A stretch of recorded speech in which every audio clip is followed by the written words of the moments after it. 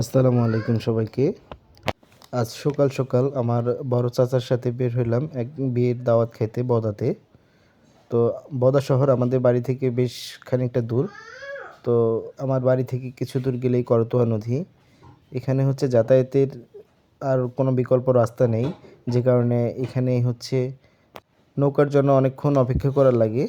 আর আমরা নদীতে এখন যেখানে দাঁড়ায় আছি সেটা হচ্ছে আহ, নদীর একেবারে মাঝখানের জায়গা। বর্ষাকালে এখানে খুব ভয়ঙ্করভাবে নদীর স্রোত এবং গভীরতা লক্ষ্য করা যায়। তো অনেকক্ষণ এখানে রোদে দাঁড়িয়ে অপেক্ষা করার পর তো আমাদের কাঙ্ক্ষিত যে নৌকা তাকে দেখতে পেলাম ওপার থেকে যাত্রী নিয়ে রওনা দিল। তো আমরা যাওয়ার জন্য বা নদীর এপার থেকে ওপার হওয়ার জন্য এই কষ্টগুলো আসলে খুব সহজেই মেনে নেই।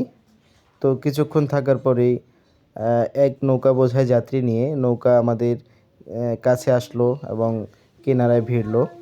তো নৌকা আনলোড হওয়ার পরেই আমরা নৌকায় উঠে পড়ি এবং 10-12 মিনিটের মধ্যেই আমরা নদী পার হয়ে আবার আমাদের গন্তব্য বদার দিকে রওনা হই। আর বাংলাদেশের কিন্তু বেশ বড় কয়েকটি নদীর মধ্যেই আমাদের করতোয়া নদীও একটি অন্যতম বড় নদী। ভিডিওটি কেমন লাগলো অবশ্যই জানাবেন। বেশি বেশি কমেন্ট করবেন, লাইক করবেন এবং শেয়ার করবেন। থ্যাংক ইউ আমাদের পাশে থাকার জন্য।